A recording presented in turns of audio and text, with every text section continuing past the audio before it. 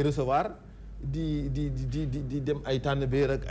ay sabar ak yooyu. Moi je pense que ça la fonction de maire est plus importante que ça. Il faut que nit ñi delloo ci seen xel. ñu xam ni maire c'est quelque chose d'extrêmement important. que moom dans tous les pays du monde nit nañ gis nañu mairies yi ni ñuy organiser. C'est à partir des mairies que le développement à la base en tout cas lañ koy initier. Que maintenant état ñëw greffé wu ci partenaires yi ñëw greffé wu ci ngeen créer une dynamique locale boo xam ne bii moom mooy indi développement. Pour man daal le profil d'un maire war na am xam-xam bi expérience bi disponibilité bi pour que mu mën a représenter dignement en toute connaissance de cause sa collectivité. naka nga gisee itam ñi nga xamee ni dañ naan ñooy meeru Géejawaay ba pare fekk ni dëkkuloo Géejawaay meeru Caaroy dëkkuloo Caaroy loolu yéen naka yow loolu naka nga ko gisee. waaw xam nga boo demee en Europe. da ngay gis des maires yoo xam ne dañuy siéger Assemblée nationale. donc ñoom presque Paris rek la ñuy nekk. nga dem Allemagne nga fekk ko foofu nga dem aux États-Unis la même chose. d'ailleurs ñooñu bañ nañ ko ba dañ leen di wutal foofu ay dëkkuwaay bu ñuy déplacer waaye avion yooyu moo leen di yóbbu bref. mais ici par exemple nit koo xam ne kii yaa ngi dëkk par exemple Dagana. mais ngay liggéeyee Dakar. tu es originaire de Dagana doomu Dagana nga mën nga nekk maire Dagana. Maintenant le problème il faut que nit ñi waxtaan ci ñu xool est-ce que le maire doit être un résident à tout moment fekk foofu lay liggéeyee foofu lay defee lépp. loolu aussi ay waxtaan la. est-ce que maire bi aussi mën na di liggéey feneen fekk mu nekk maire dëkk bi de temps en temps mu fay ñëw li bon daal mooy que. ndax yaakaaroon ne loolu dañ ko waroon boole ci critères yi ni tant que dëkkoo ci gox bii doo fi falu. parce que tamit yow boo fa dëkkulee tuyau bay bouché foofu noonu yow doo xam ne bouché na lampe ba dul tàkk doo xam ne mu ngi tàkkul koñ ba jafe-jafe yi ñuy dundee oto mbalit ba ñëw naag ñëwul doo xam ne ndax ñëw na wala ñëwul. man daal affaire boobu li ma ci bëgg wax mooy di le maire daal il doit être présent il doit être toujours présent dafa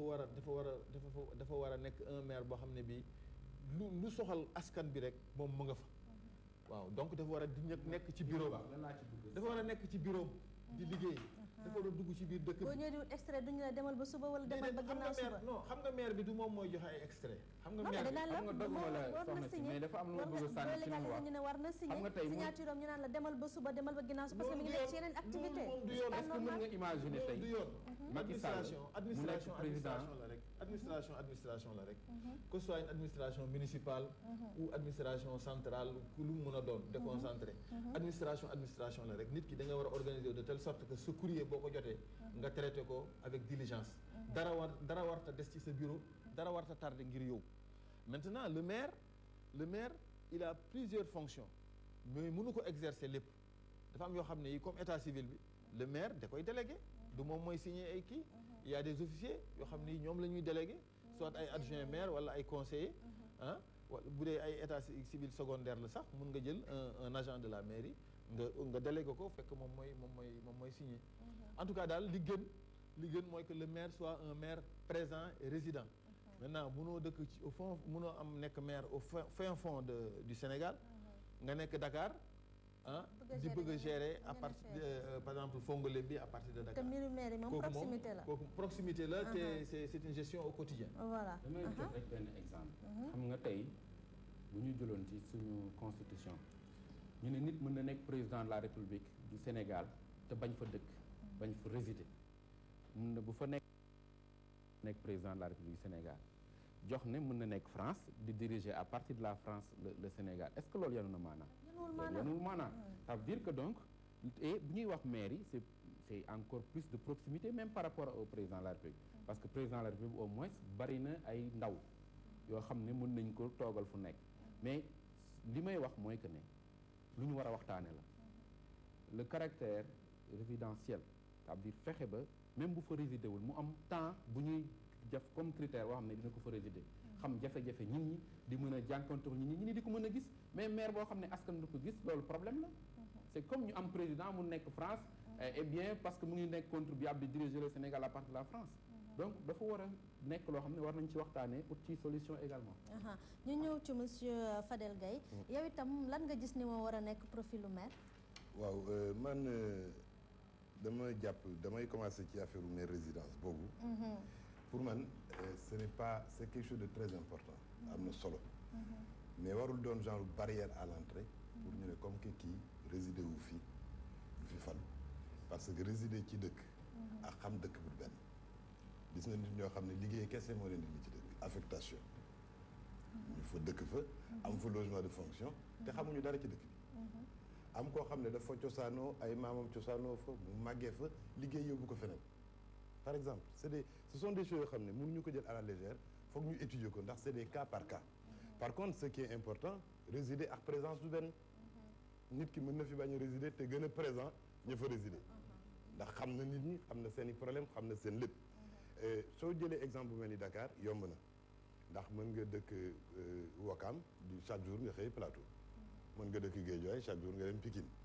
mais problème bi mooy ñi nga xam ne dañu dëkkul Dakar comme ku nekk Tambacounda wala ku nekk Kédougou war a gérer di liggéey fii war a gérer commune Kédougou mais loolu am na ci dëkk yëpp mais il faut aussi que la loi jox nit ñi ay moyens soo demee France les députés les sénateurs tout ça ils ont le transport public gratuit donc nit ki mën na jóge Paris dem Bordeaux def délibération conseil dellu si Paris def liggéeyam même le transport aérien intérieur est gratuit bon ñun fii il suffit que député bi ñu jox ko oto pour mu mën dem Fongolimbi ñëpp ne c'est pas normal c'est-à-dire loo dis dafa am njëg lii la ñu bëgg naka la ñuy organiser ba li ñu bëgg ñu mën ko am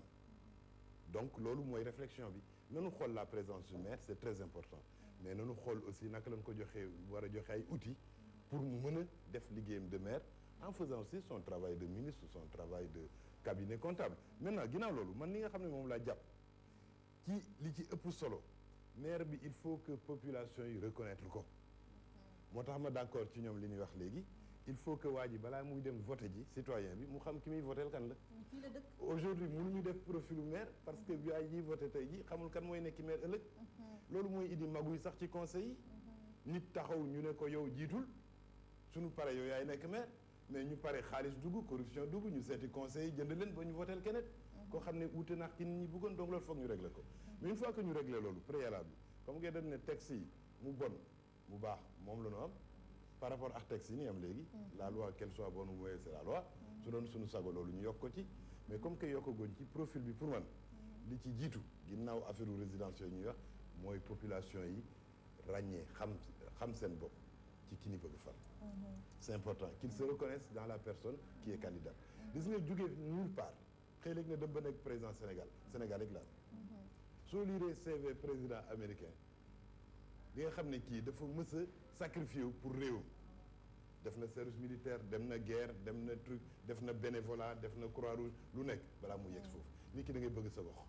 nit koo xam ne nit ñi dañ koy ci gox bi mu nekk ci ASC yi di jàppale jeunes yi jamono dëj su jotee ñoom ñooy dëj ñooy uti corbillard ñooy truc ku bëgg a toxu ñoo lay dimbali ñun ba nekkee xale je me rappelle ku bëgg peinture sax da nga ñuy oo rek jënd peinture toggal ñu añ ñu peinture la sa kër yëpp tali bi ñu peinture ko et cetera nit ñoo xam ils se sont engagés ba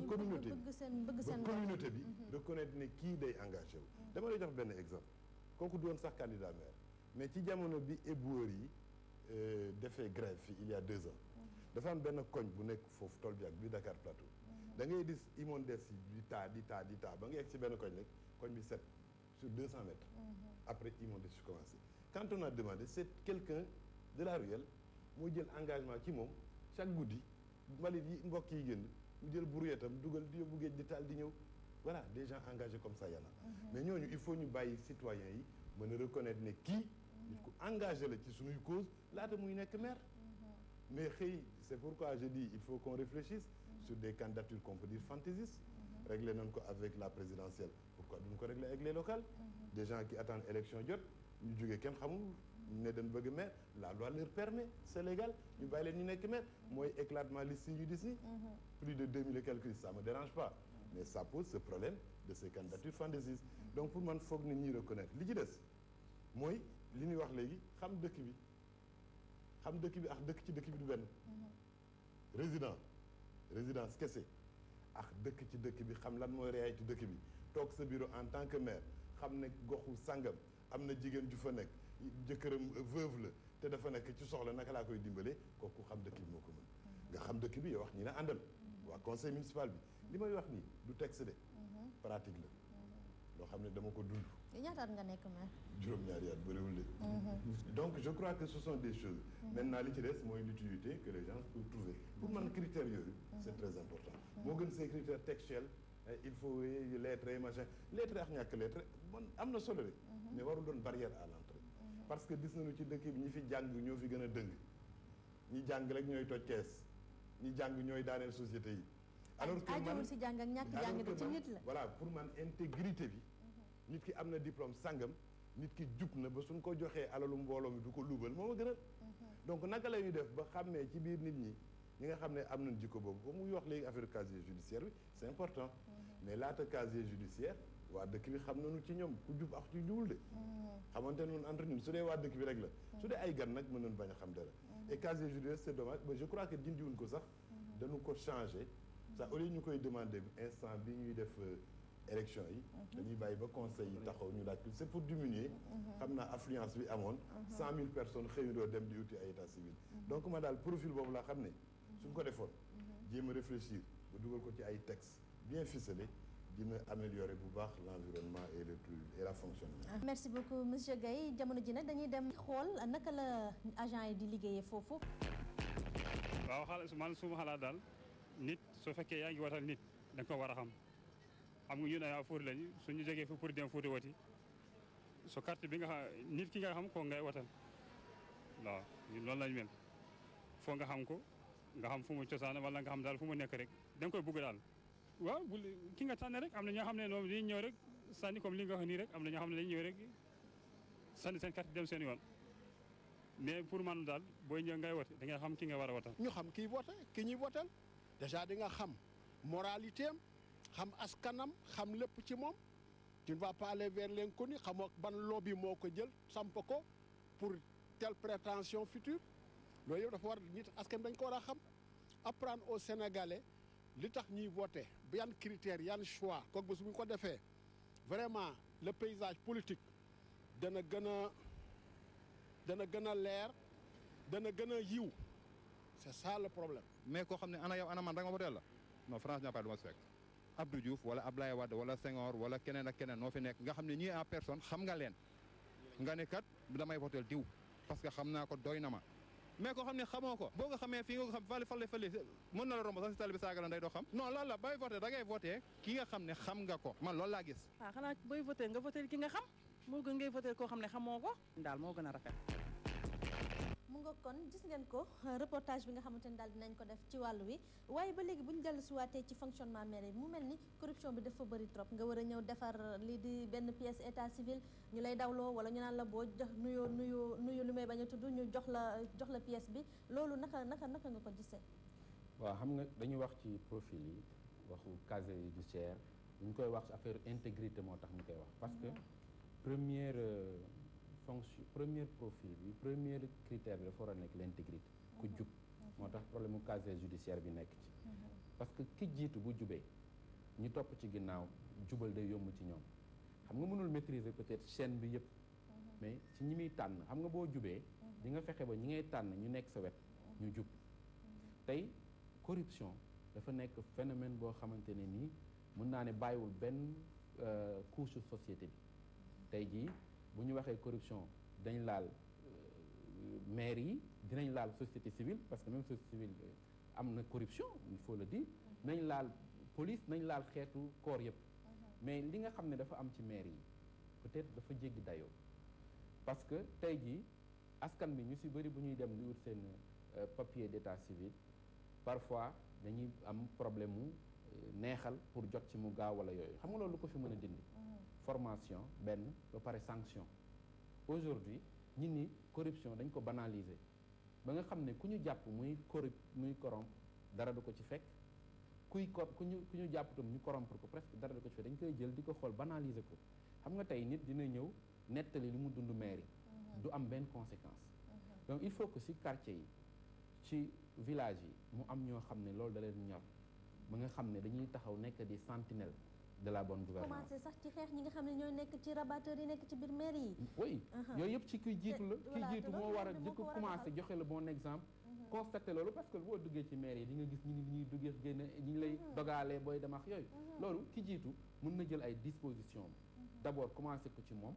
bu mu sentiree fu bu ñu ko nettalee lu demee noonu mu sanctionné ba mu ñit ñi teg ci bët parce que l'impunité mooy favoriser que corruption di gën a développé impunité maanaam bu ñu constaté que lii am na dara du ci fekk ñit ñi parce que soit kii ko fa nekk ci état civil bi di xaritu maire la wala doomu maire la wala yooyu impunité moo koy indi donc il faut que ñuy jël ay sanctions bañ a xaar rek nguur gi jël ay sanctions le maire en personne su constaté cas yu demee noonu dafa war a nekk le premier à prendre à sanctionner agents yi nga xam ne ils sont coupables de corruption alors mais dama bëgg a ñëw tuuti su vous le permettez ci affaire résidence yi résident par rapport au maire je dis xam nga ci code bi dañu ne résident ou contribuable waxuñu domicilié le maire doit être domicilié la xam nga domicile dafa war a fixe benn la war a doon nit ki mais résidence mën na multiple et mën na occasionnel dañu ne bu may wax que ne le maire doit être résident c'est pour que au moins mu am fa nu ñuy wax pied ci gox bi parce que résidence mooy indi présence mën nga résider sans dëkk fa tout le temps parce que nit ki mën a avoir plusieurs résidences mën nga fa am kër waajur sax voilà alors foofu laay waxeewu ma que ne dafa war a domicilier donc di ma ñaar loolu laa bëggoon indi wax ci corruption bi que ne donc impunité moo koy favoriser il faut qu'on prenne des sanctions sévères par rapport aux acteurs ñi nga xam ne dañu nekk coupable de corruption monsieur Kane mi ngi wax léegi lu jëm ci wàllu formation mais sensibilisation tamit ndax waru ci dugg parce que askan wi yow boo demee taxaw ne man Ndeye Khady Thiam man maay jiite mairie Biscuiterie par exemple ndax du jaaduwul ma taxaw sama askan ma wax leen mairie bi naka lay doxee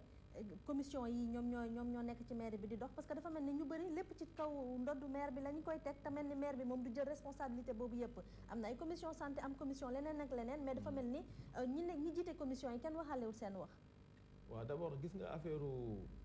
corruption bi ngeen di wax ci mairie notamment état civil moi je pense que affaire bi dañ ko war a gëstu bu baax a baax seet yan pexe la ñuy teg ba même bu fekkee ne am na ñoo xam ne ñi am nañu ay tentation corruption fekk système bi ñuy mettre en place dina aar kayit yi nga xam ne yi moom la ñuy joxe parce que problème yëpp mooy aar kayit yi ñuy joxe ba kayit yi nekk kayit yu baax man bi ma nekkee maire Guédiawaye bi ma fa ñëwee damaa fekk état civil yi ay carnet yoo xam ne dañ leen di tegale rek carnet yi ñuy tegale rek di tegale da ngay ñëw ñu wëral la ba sonn waaw ñi fay liggéey dañuy wër ba sonn ma initier informatisation état civil bi waaw parce que adduna day dox adduna li ñu doon doxale ci suñuy temps maam ya temps avant indépendance mënuñu continuer di doxe noonu ba léegi kayitu juddu wala extrait de naissance wala certificat de mariage mais boo ñëwee di ko wut dañoo war a cliquer génnee rapidement fekk tout est verrouillé lépp loo xam ne lii lu baax la bu génnee mooy da ngay xam ne lii lu baax la mais à partir de ces vieux carnets là nga xam ne dañuy wëri bàyyi fa ay espace boo ñëwee gars yi bindal la ci benn kii espace bu ñu bàyyi woon ak yooyu mooy indi corruption yi donc pour man le premier acte à faire aujourd'hui au niveau de l'état civil sénégalais mooy que ñu jéem a def une informatisation généralisée nga xam ni dafay remonter sax ba au niveau du ministère de l'intérieur parce que gis nga l'état civil dafa am solo ci réew boo maîtriser wul état civil mënoo maîtriser sax les éléments de base yi nga xam ne yi moom moo war a sous-tendre sa développement waaw mooy les éléments statistiques ak yooyu âge yeeg yooyu yëpp doo xam nit ñaa ngi juddu di judduwaat c'est parce que on ne maîtrise pas l'état civil donc pour man c'est beaucoup plus important de penser autrement la chose de mettre de l'argent dans l'organisation état civil que de parler un peu de la petite corruption au niveau de l'état civil parce que pour moi j'appelle ça une petite corruption maintenant ñi ñuy jàpp en général ñuy def ay faux papiers ñu jàpp leen mais ñooñu en général dañ leen di yóbbu au niveau des tribunaux parce que bu ñu la jàppee tu n'as pas affaire au maire tu as affaire à la justice voilà dañ lay yóbbu dañ lay traduire devant les tribunaux am na ñu bëri dañ leen di jàpp tëj leen donc le maire comme je l'ai dit tout à l'heure il est au regard des textes moom mooy l'officier d'état civil mais c'est des fonctions yoo xam ne da koy délégué à des adjoints wala à des conseillers mais en général ñiy falsifier papiers yi mooy les agents yi nga xam ne yi ay exécutants temps lañu ci biir état civil yi en général ñooñu man ci li ma constaté que ñooñu ñooy def ay faux ak ay yu mel noonu donc man vraiment état civil bi moom dañu ko état bi ci boppam man dama yaakaar ne waru koo bàyyee sax ak maire yi état yi ci bi ci boppam moo war a impliqué wu pour que ñu réorganiser suñu état civil en tant que état moderne qui aspire au développement. Voilà. Monsieur Fadel Gaye ndax yaakaaroo ne gën a yee wala sax gën a def formation ci ñi nga xam ne ñoo yëngatu ci wàllu état civil bi warul bokk tamit boole ci askan wi yee leen ci lan mooy seen devoir waaye itam seen droit bi nga xam te ne am nañ ko ci biir mairie bi. tout à fait man d'accord naa ci approche bi nga wax ni c'est-à-dire nga corruption soo ko gisee ñaar la ki ñuy corrompre ak kii ñëw di corrompre si kii ñëw di corrompre si itam daf bëri ay façon mooy kii ñëw di corrompre nit ki ndax li muy ut dafa jafe neexal ko wala mu nuyu waa kër bokkar yi nuyu murit wala daf ci am leneen loo xam ne dafa louche wala lu illégal muy jiitu comme nga def war a def infraction neexal alkaati bi et cetera donc pour man li nga wax nii mooy fexe ba sensibiliser usagers yi ci seen yelleef ci état civil parce que ku nu laaj xaalis nga ne kenn waru fi joxe xaalis ginnaaw timbre bi ngay fay amul lu may fay aussi fexe ba di sanctionner contrevenants yi comme ni ko Diouf waxee mais nag il faut pas que ñu nax suñu bopp la corruption c'est un phénomène beaucoup plus général du affaire u mairie du affaire u état civil le Sénégal est très mal perçu dans les enquêtes d'accord ma sax ci enquêtes yooyu mais en tout cas loolu enquêtes yi wax les indices de perception de la corruption on sait naka la l'œil qu'ils ont sur le Sénégal donc corruption dafa nekk un mal beaucoup plus profond boo xam ne waruñu ko cantonner uniquement ci mairie yi maintenant la corruption dans les états civils c'est grave parce que ça touche à l'ossature même dëkk bi naka la ñuy compter nit ñi kan moo juddu fii kan moo juddu faa kan et cetera parce que c'est effectivement très dangereux nga nekk ci dëkk te xamoo sax sa pyramide des âges ndax baax na wala baaxul xamoo ñan ñoo fi màgget xamoo ñan nga war remplacer et cetera donc ça veut dire que toutes les politiques de développement yi ñuy def di ko baser si on a tant de femmes on a tant de jeunes même loolu sax day faussé wu donc il faut que nit ñi ñu attirer seen attention ci loolu mais encore une fois moi je suis d'accord que c'est pas un phénomène qui concerne les états civils ou les maires c'est un phénomène global boo xam ne l'État doit sévir jël ay dispositions pour ñu régler ko d'une manière vraiment définitive maintenant dans les états civils par rapport à la responsabilité du maire en réalité état civil du responsabilité sax collectivité locale moom sax dañ ko délégué c'est le juge de paix qui est responsable de l'état civil mais pouvoir la boo xam ne dafa jël délégué ko maire bi dans sa localité pour mu gën a yomb ci moom mais régulièrement ñoom day ñëw def ay contrôle ci état civil di xool mais c'est contrôle de forme la ndax registre c'est bien tenu ndax voilà mais mënuñu xam ndax nit jaay na fa bulletin de naissance wala jaay na bulletin de un certificat de mariage et c'est effectivement là on peut pas dire que le maire est directement responsable mais lu xew ci commune bi quand même le maire a sa responsabilité qui est engagée et je crois qu'il faut la formation des maires comme ni ñu ko waxee sànq et puis il faut que les maires prennent leurs responsabilités et je crois que acte 3 bi dinañu ko may parce que bon ñun en tout cas commune d'arrondissement léegi commune de plein exercice la ñu doon embaucher nit ñoo xam ne am nañu niveau bi ndax état civil clientélisme moo fa am maire bi day ñëw jël ay militants ay rakkam ak ay sëram dugal leen fa même les officiers d'état civil sax parfois ci voilà ci militants yi la donc je dis même les officiers d'état civil gis nañ ci ñoo xam ne amuñu benn formation te nag corruption mu ngi gën a gangréné fi nga xam ne formation nekku fa fi nga xam ne nit ki amul niveau bi nga jël ko jox ko responsabilité yoo xamul responsabilité bi nu mu toll kooku jaay ko day gën a yomb et ensuite mettre leen nag dans des conditions parce que pour man je dis tout le temps pour lutter contre la corruption il faut la rendre chère xam nga tubaab dañuy wax ne nit ku nekk tout le monde est corruptible question de prix la mais nañ fexe ba nit ñi ñu mettre leen dans des conditions de travail où ils seront plus difficiles à corrompre nit koo xam ne parce que tu sais dans la mairie 1000 francs bi du muur seen bët voilà du muur seen bët mais nit koy fay 40 000 francs 30 doo la leen di fay de ci mairie yi yàlla xam na ko j'espère que loolu yëpp kii dina ko dindi acte 3 bi dina ko dindi mais aujourd'hui c'est du bénévolat nit kuy ñëw di nga koy fay 20 000 francs mais nit ku ñëw neexal ko 2 000 pour benn papier su ci amee ñaar wala ñett bi am na salaire mu am donc yooyu yëpp ay kii la yoo xam ne foog ñu teg ko pour parce que ma daal li ma xam. mais affaire bénévolat boobu ngay wax sax parfois dafay indi day indi jaaxle tuuti ci maire yi parce que bu ñu la nee métier maire bénévolat la daanaka amoo salaire mais tey jii ak liste yi ni ñu bëree lan moo tax ñëpp bëgg a nekk maire lan moo fa nekk lan mooy problème bi wala lan mooy buuñaa bi. waaw lan mooy buuñaa bi man de defe naa ne engouement bi li koy indi c'est la quête du pouvoir pour man mais xamuñu lu nekk ci biir. mais c'est normal aussi que nit ki pouvoir bu bëgg a liggéey pour sa réew attirer ko am na ñu ci ñëw nag très honnêtement très sincèrement pour servir ndax ils savent qu'ils peuvent être utiles am na lu ñu mën indil seen dëkk am na nu xam-xam bi am na nu am bi am na nu moyens yi loolu am na man xam naa ci ñu bëri mais engouement bu rëy bii ñëpp di riir di ko wuti c'est aussi dû à la quête du pouvoir et puis c'est à l'image de l'explosion des partis politiques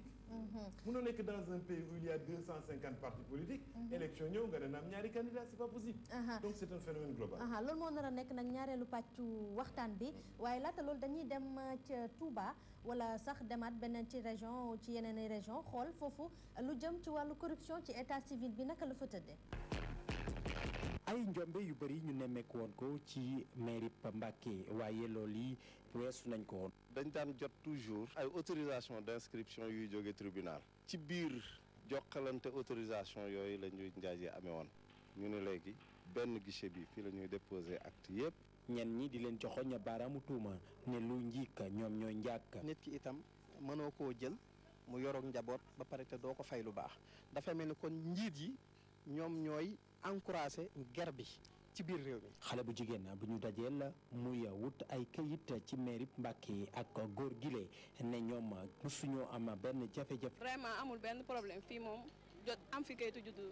du problème daal da ngay ñëw ñu jox la rendez-vous soo ñëwee di nga fekk yëpp pare. sama xale fii laa koy wutee moom extrait mbaa kii ma doon wut sama xale yëpp daal mbaa ku ma jox ma wutul tamit amul benn jafe-jafe fii moom. ci Touba yuuxu gi doon genn. am kayit Touba jafe na. ndaxte kayit normalement kayitu état civil da nga war a ñëw rek déposer ko mu génn nga dem sa yoon da ngay ñëw déposer kayit bi fay ci papier bu nekk téeméer parce que nit ki kayit civil sa àq la. xeex àq ak yelleefu askan wi moo leen tax a jóg di ñaawlu lu ni mel. am na loo xam ne aussi ci man damay jàpp ne ci ñun la ñun ñi wut kayit parce que da ngay wut kayit yoo xam ne nii yow waroo ko am wala boog ni nga ko war a amee dafa war a am leneen loo xam ne nii dafa am ay normes yoo war a laaj mais ñu war bëgg la ko defaral par force loolu mooy indi jéyee. des fois da ngay ñëw jàpp nga ne Sénégalais yëpp man ak ñoom ak kase yam pour nga am benn këyit rek da ngay ñëw neexle pour am këyit boobu loolu aussi ça pose problème. mu ngoog kon gis ngeen ko waaye dañuy demaat ci beneen page de pub dellu si waat ci plateau bi.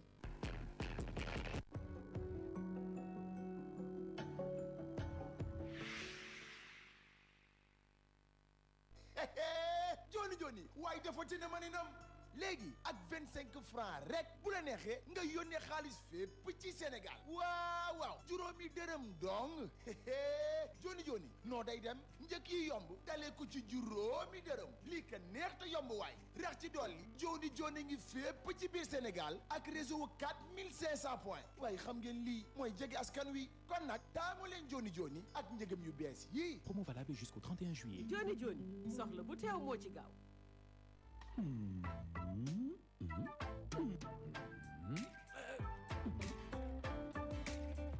100% qualité et 100% prix bas, les produits Dia sont faciles à reconnaître.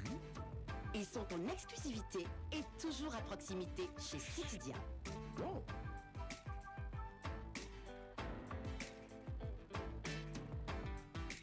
Avec les produits Dia, Citidia vous libère de la vie chère. Événementiel, production, spectacle. Pape Abdou Fall production dellu seeti na de ñu ne finale journée Tolaf maa ngi ni le tournoi de lutte avec frappe bangok ñu ne kañ la 22 juin stade Iba Mar Diop la de Pape Abdou Fall di ci delloo njukkal Pape Aline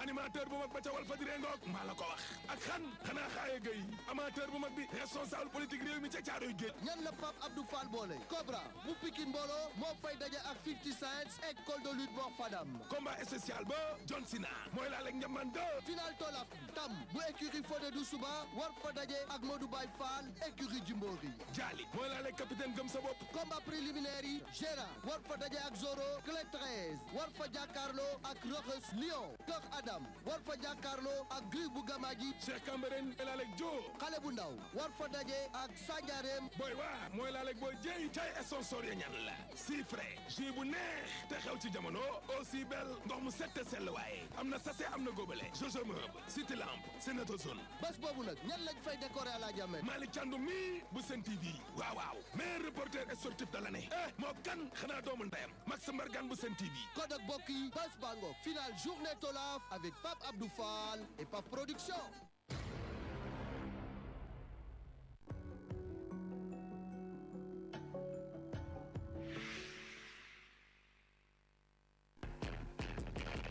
ngeen jëf mbokk yi ma leen di fàttali ni yéen a ngi suivre seen émission Naleer tey jii ñuy waxtaanee lu jëm ci wàllu métier maire ak itam kan moo ko war a doon waaye itam fonctionnement wu mairie yi ñu ñëwaat ci monsieur Moundiaye Cissé wax nañ ko léegi ak monsieur Fadel Gaye wax nañ ni gis nañ ni ay junni nit lu ëpp junni nit nar nañu présenter ay liste nar nañu présenté wu ci élection locale yi te ñu gis ni métier maire bénévolat la maanaam liggéey te duñ la fay wala buñ neexal ngay am pour yow lan moo làkkatu ci ginnaaw lan moo tax ñëpp bëgg a dem jiite. xam nga engouement bi li koy mën a expliquer bari na d'abord il faut dire que ne réforme chaque fois bu amee day indi engouement ci réforme boobu xam nga boo xoolee 96 si la ñu jëf li ñuy wax code des collectivités locales mooy la loi 96/06 boo xoolee élection 96 si wàllu élection locale nekk na élection yu jaxasoo woon parce que aussi amoon na engouement donc fu réforme am toujours dina am toujours surcommunication donc ren ñaari at yu wees dañu wax trop ci li ñuy wax acte 3 communiquer ci acte 3 ba ñu bëri dafa susciter benn intérêt si nit ñi ba nga xam ne même société civile boo xoolee ñu si bëri dem nañ ci liste yi dañu contourner loi bi parce que loi bi mayul candidature indépendante ñu dem ñu si bëri dañu loué ay récépissé parti pour mën a nekk ay candidat loolu bokk na ci li firnde parce que njort nañ ne ak acte 3 bi jiite mairie moom dafa nar a neex lool. waaye xam nga buñ ci communiqué wax ci mairie ba day nekk kumpa parce que ñu naan mais lu tax mu nit ñi di wax ci acte 3 ba nga xam ne ñu bëri jàpp nañ ne alors léegi maire dafa am lu bëri la muy indi ensuite commune d'arrondissement yi aujourd'hui xam nga amuñu woon budget presque seen budget yi ay 300 millions la woon ak yooyu am na ay budget yoo ñu am sax du mat 100 millions tey boo jëlee maire bu mel ni plateau bi monsieur Fadal Gaye doon jiite boo xoolee budget am ay 1 milliard la woon aujourd'hui avec acte 3 mun na dem ba 3 milliards parce que commune d'arrondissement yi léegi par exemple boo jëlee Dakar dañuy gën a am doole gën a am ressource donc ça a suscité beaucoup d'intérêt donc leneen li mooy éclatement wu coalition yi xam nga bu njëkk en 2009 dafa amoon ay coalition dañu doon jàpp ne ay 4 listes daan am 3 listes ñu am Benno Bokk Yaakaar Benno Siggil Sénégal et cetera ren ay émiettement moo am émiettement wu coalition yi ba nga xam ne y a des micro coalitions tey da ngay gis ci benn parti ñetti liste boo demee Fatick tey ñi nga xam ne mooy parti président la APR ñetti liste dafa am xam nga loolu bokk na li tax ñu gis ne liste yi bëri leneen li mooy aussi boo xoolee ñu bëri dañuy gis maire yi avant nit ki nekk maire mu daan xooslu entre guillemets ñu jékki-jékki mu nekk maire mu am benn ascension sociale commencé am oto commencé tabax këram ak yooyu ñu ni di ci jéem a roy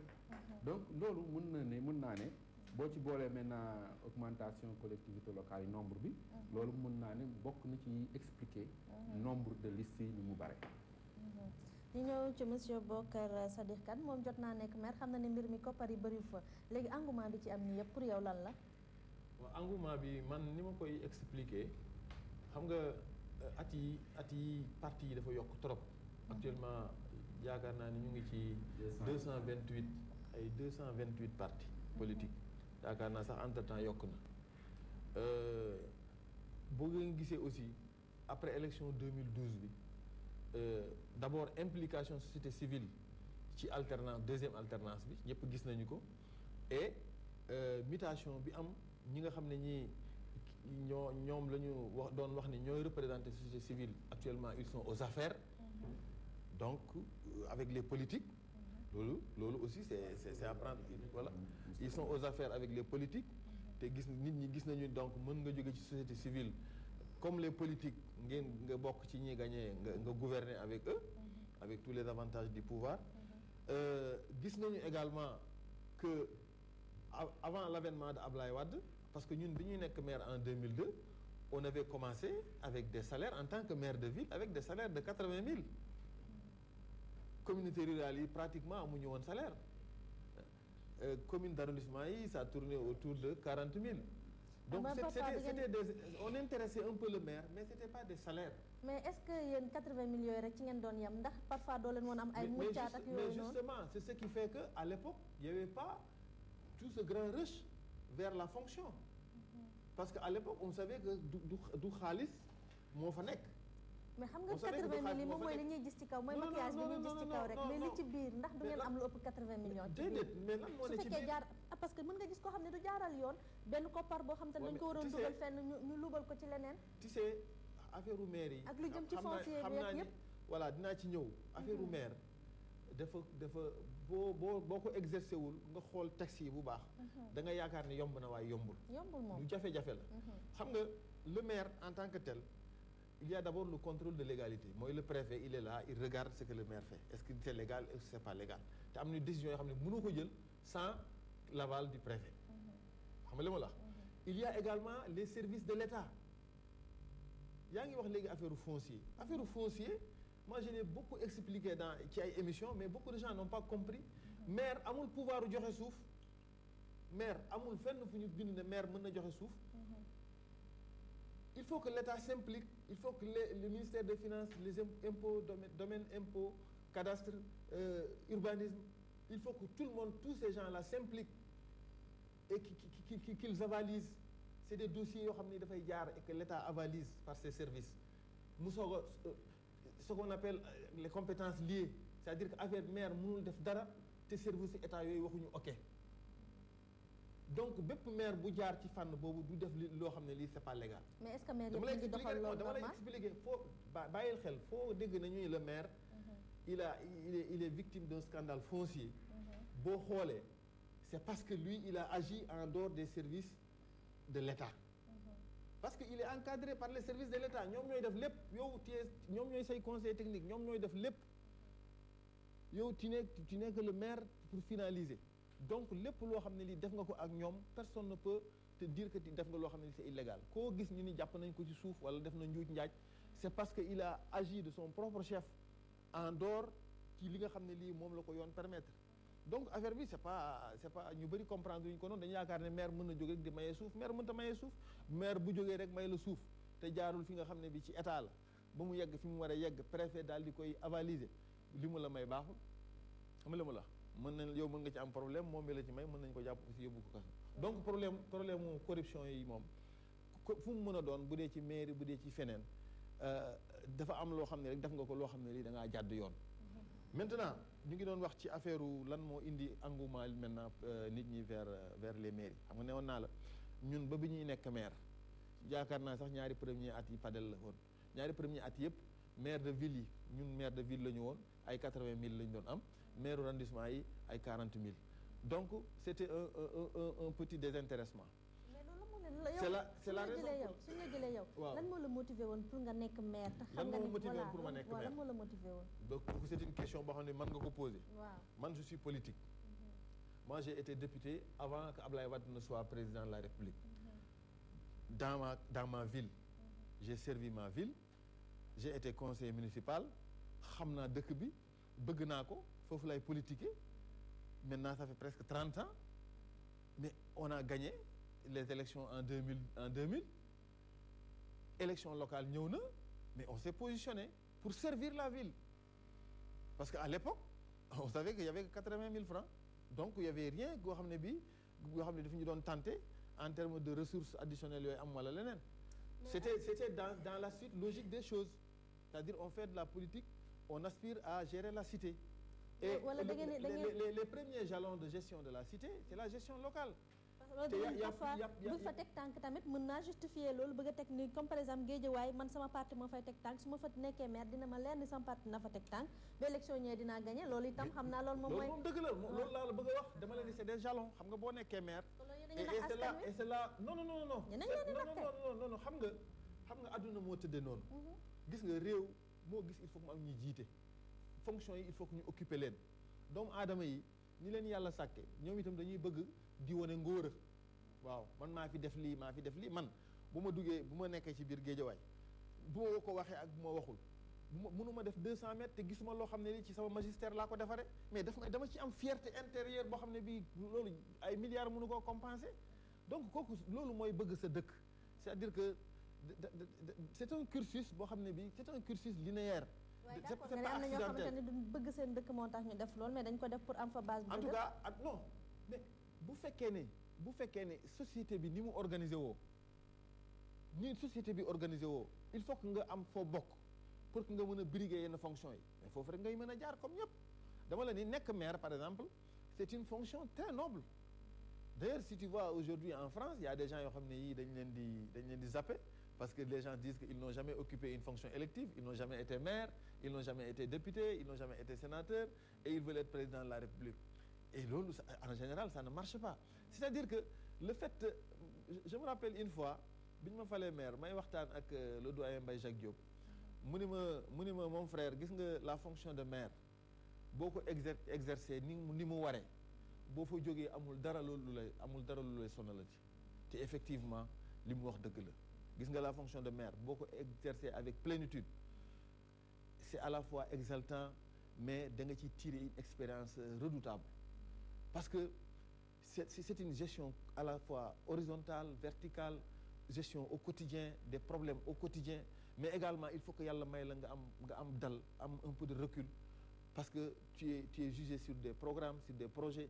da nga war a waxtaan ak état da nga war a waxtaan ak des partenaires da nga war a gérer des problèmes sociaux aigus la santé l'éducation la jeunesse etc. Donc c'est un état en miniature la collectivité locale donc pour man au-delà des moyens qu'on peut en tirer c'est extrêmement important de se mettre d'avoir cette posture-là pour nga xam ni yaa ngi servir tu te donnes à la collectivité pour man c'est extrêmement important au-delà de tout ce que les gens peuvent dire maintenant engouement bi c'est là foofu laa ne engouement bi Ablaye Wade ñëw na yokk salaire yi maintenant li nga xam nañu boo nekkee maire tu as un bon salaire et je suis au regret de le dire au Sénégal on a beaucoup de politiciens professionnels et les gens disent que comme maintenant on va politicien professionnel moi j'entends par politicien professionnel c'est ce que Fadel vient de dire tout à l'heure xam nga ni da ngay am cursus am foo jaar ba boo yeggee ci mbir nga laaj ko ñu ne ay la yéwén xam nga li ma la wax même bu fekkee ne sax bu ñu la ko joxee am nay avantage am na lu mu lay yokkal sur le plan social mais quand même am na foo jaar am na loo def waaw et cetera ba nga yegg foofu mais bu fekkee ne par exemple yow tu as une stratégie pour atterrir sur un poste politique boo xam ne bii daf lay procurer ay avantages c'est ce que j'appelle politicien professionnel. ñu ñëw ci monsieur Fadel Gaye mu ngi doon wax léegi moom maire Bocar Sadikh Kane ne salaire yi am na fu mu nekkoon ci 80 000 ñu yokk ko ba ci ñaata lañ ko yokk jamono ji. waaw salaire yi ñun bi ñu fee nekk defe naa par sous son contrôle ndax man maire d'arrondissement la woon maire d'arrondissement ils avaient 41 000. pour le maire. Les adjoints avaient 20 000. Au niveau des villes ils avaient 80 000. après ñu yokk ko ba maire bi am salaire u 500 000 suñ ci dindee impôts yi mu des 420 000 adjoints yi je crois que ñu ngi leen ba 80 000 maire ville yi ñu ngi leen à 1 million et 900 000 mooy les impôts loolu mooy évolution bi nga xam ne am na ci salaire yi mais pour man par rapport ak engouement bi nga wax ce n'est pas le seul élément dëgg la ci ñi nga xam ne dañ bëgg nekk maire yëpp am na ci benn catégorie boo xam ne dañ def ne ascension sociale bi mu ngi ci mais moi je préviens les gens maire bu nekk en ascension sociale ci pendant période bu nekk maire la ndax bien entendu di nga am logement de fonction su weer dee ñu jox l'essence pour say déplacement mais maire bu fi am xaalis ci exercer métier maire da nga ko luubal et c'est ça la vérité en toute légalité aucun maire ne peut s'enrichir maintenant comme dans toutes les fonctions il faut pas se voiler les yeux il y a des maires véreux comme il y a des ministres véreux des magistrats voilà partout mais maire bu fi am xaalis ci fonction maire kese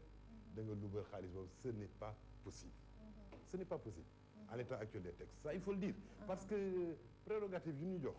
ñun duñu président maire moo tax souvent on parle de programme de maire yoon moo ne lii ngay def ak lii pour nga def loolu naa la jox koppar bi léegi déjà ñun ñu ngi jooy ne koppar bi ñu jox pour ñu exercer suñuy responsabilité doyul la ca des foo koy jëlee donc pour man c'est clair maintenant am na yeneen raison nag yu mën expliquer engouement bi des raisons plus techniques pour l'autre frange yi nga xam ne loolu rek indiwu leen fii quand même mooy la progression des partis politiques dans un pays où tu as 250 partis politiques pourquoi tu t'étonnes d'avoir autant de candidats maires chaque parti politique su ñu dee benn candidat rek tu as 250 candidats waxatuma wax nag chaque parti indi 10 candidats donc ça ce sont des raisons techniques l'autre raison et ça je crois que c'est plus noble c'est l'intérêt de plus en plus grand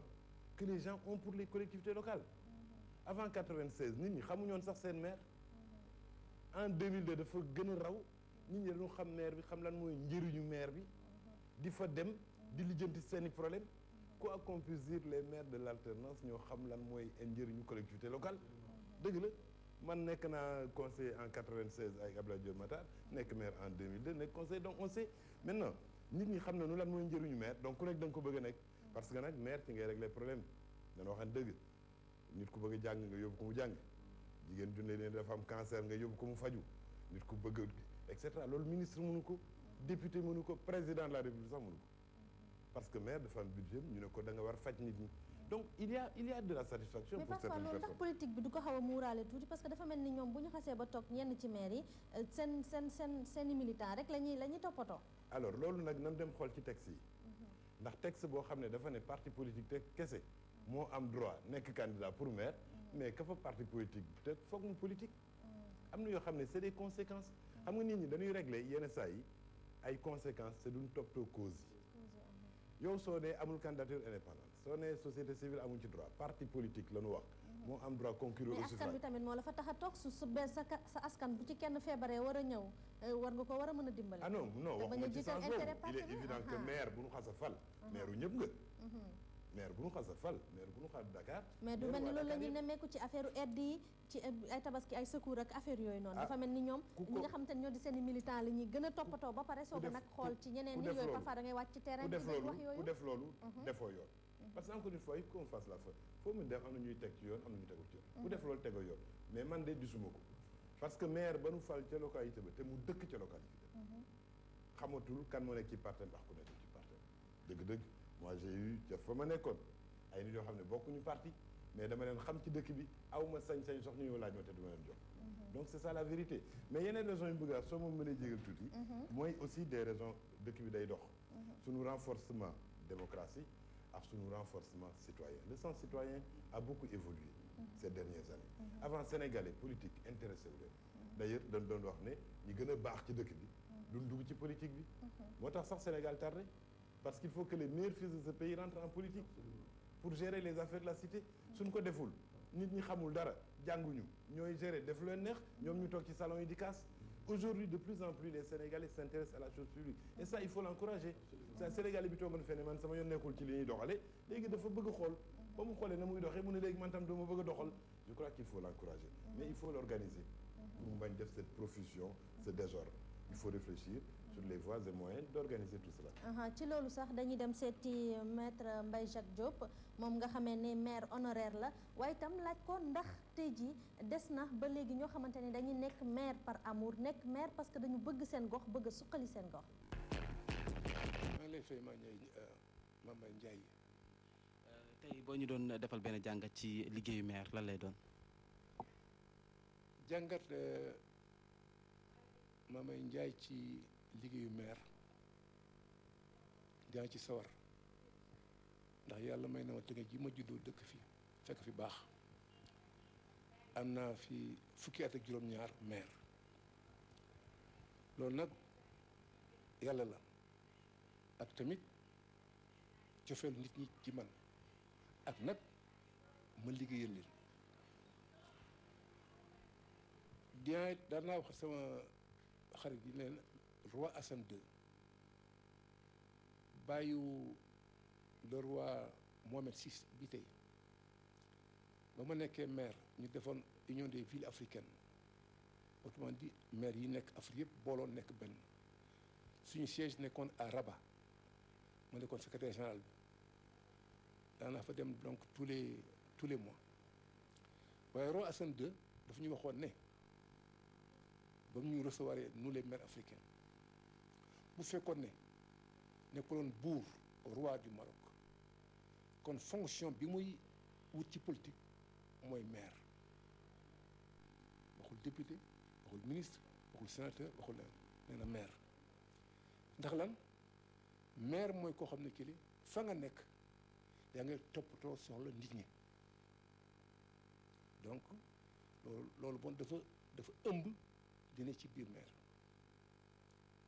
maire Mbaye Ndiaye bu bëggee yàgg fa mu nekk day jël nit ñi def leen comme boppam wallaay comme boppam nekk ci seeni soxla suba ngoon guddeeg bëccëg. gis nga 1996 la ñu réformer le code des collectivités locales avant loolu amoon na benn code bu tuddoon code de l'administration communale di code bu doy waar parce que maire bi booba temps amuloon presque pouvoir bala moo def dara day tàggoo bala moo jël décision day tàggoo loolu nag ñun maire yi woon fii dans les années 90 ñoo ko dindi par ce qu'on appelle léegi les lois de la décentralisation yooyu loi moom mooy maire nag sañ-sañ bu mat sëkk xam ne day def sans tàggoo jël décision sans tàggoo def sans demander avis kenn loolu nag pouvoir la bu mag a mag a mag a mag donc il faut savoir gérer ce pouvoir là maa ngi fàttaliku bi may def lotissement Rufisque 2 9000 parcelles mu di lu jëkkee ci maire pour la première fois un maire ñi may def ñi may ak tamit bëgg-bëggu askan wi joxe juróom-ñeenti junni ci ay kër ñu ne ma woon fonctionnaires yi ñi man nekkaloon di liggéey ak ñoom ne ma daal kër yi joxe ko 200 000 francs 200 000 francs naam tamit bariwul ci kër waaye man ma xam jafe-jafe nit ñi may leen loolu doo ko def fukki junni doy na sëkk frais de bornage fukki junni ku ko joxe trésor indil ma sa coupon am kër lii c'est une décision que le maire que j'étais a pu et su prendre à bon escient moo ji bon ne maire nag bu bëggee yàgg fa mu nekk ak ñooñu day nekk ak ñoom dëj tudd jàng chrétien musulman dem ak ñoom ci lépp daal boo demee nag bay choisir doon maire du pour nguuru du pour am nguur pour servir la nit ñi la ba fa jógee tamit ñu ma nekkat ah ay leen daal diw moo fi defoon lii ak lii ak lii mu nga kon maître Mbaye Jacques Diop ñu ñëw ci monsieur Moundiaye Cissé dégg nga li mu wax tey jii mu mel ni kon politique bi dafa tax ñu bëri wàcc yoon ci ni ñu waroon doxalee ak seen askan.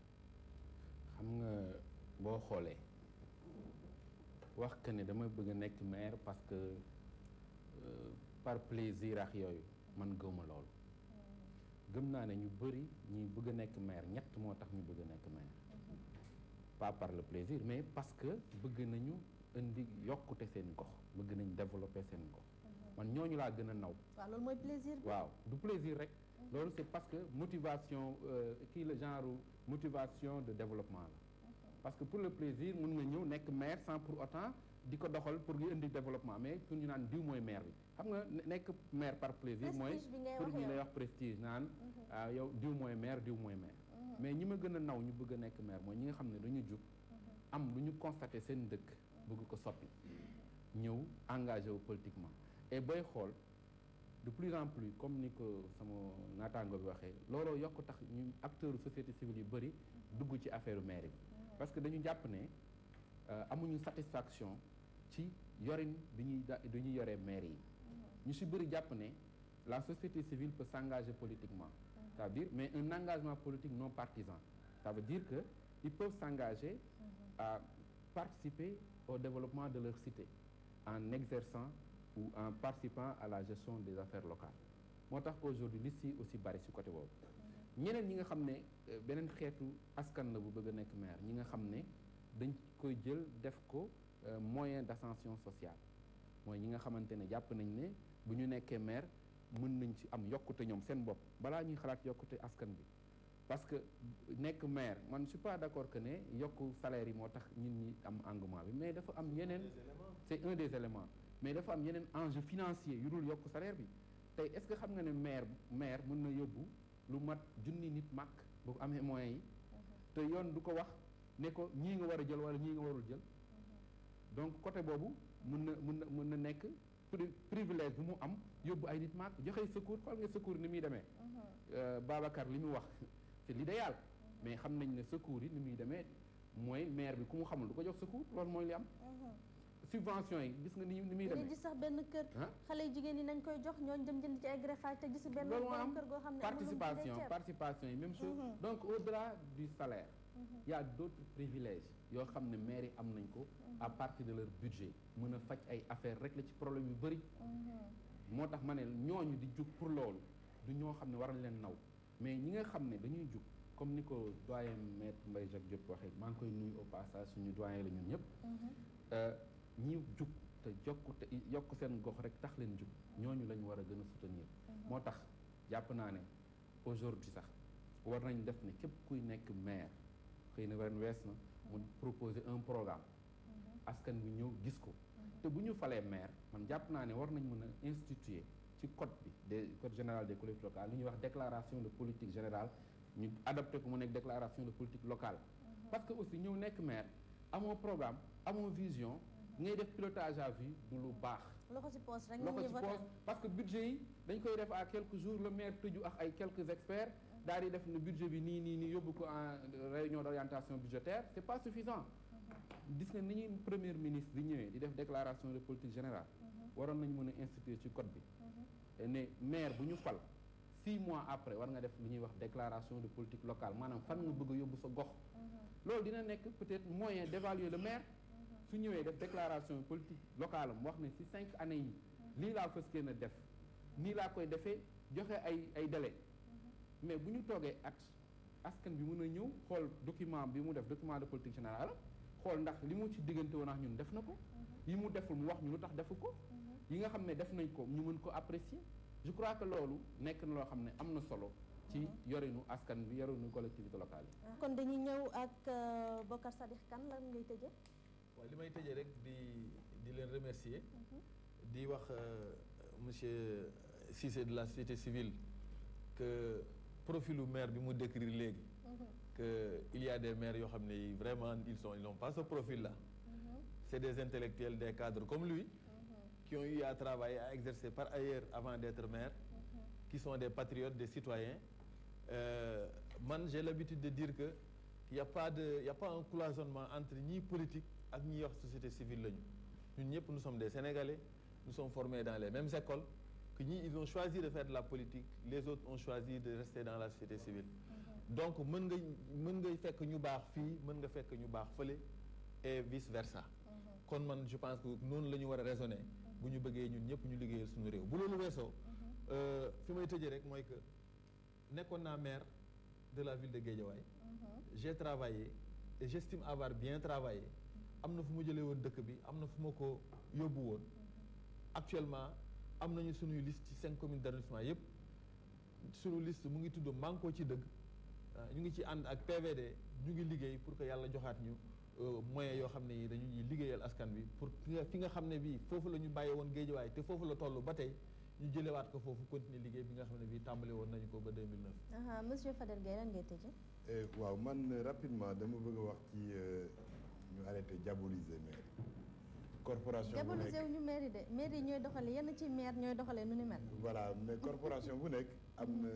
ñuy doxal yoon am na ñu dul doxal yoon. man su ma déggee ñu ne secours yi dañ koy jox ay jongama. man de dem naa sama gox ay quartier bu dul benn du dul ñaar ñu ne da ngay dugg benn kër ñu joxe fa 10 tickets yoo xamante ni benn kër benn njëlle ko mérito woon mais xale jigéen nañ koy jox ak yooyu noonu mooy ñi yëngatu ci parti yi ñu doon t-shirt ak yooyu ay greffage cheveux naturel lañ koy jëndee ak yeneen te ca wet ga yaa ngi gis kër goo xamante ni ñu fa dëkk donte duñ say militant jour tabaski bi amuñu sax kilo yàpp buñ tegal seen i doom. dégg naa lu baax dama la bëgg a tontu rek mais bi nga ko waxoon sax dégg naa lu baax demal ne am na ñu koy doxal suñ ko doxalee teguñ ci yoon il faut le condamner mais il serait pas une raison pour généraliser maire yëpp meruñu noonu waaw loolu dëgg la donc ni même ay magistrats yu bon amee ay magistrats yu baax c'est pas parce qu'il y a un magistrat véreux qu'on jette l'anathème sur tout le corps de la magistrature c'est pas parce qu'un maire jox na ko ay jongamam ñu jëndi greffage que ñu ne maire yëpp dañ bon. amaana maire bi sax yëgul ni ay jongama lañ ko jox. dégg naa la de. dama lay tontu diaboliser wu ñu maire yi tamit man samay xarit lañ chaque jour suma émission maak ñoom la ba mu jeex. waaw en tout cas je dis que maire daal c'est une fonction exaltante pour ki ko doxal ci kaw yoon. ku ko doxalul ci kaw yoon nag yow ak sa conscience. di wax yàlla su fekkee ne gëm nga yàlla. beneen bi nga xam ne wala bëgg a terminer man personnellement gëwuma ñuy wax programme pour un maire. maire pour man amul programme parce que programme bi maire texte bi daf ko bind dafa ne maire bi lii ak lii ak lii ak lii la war def programme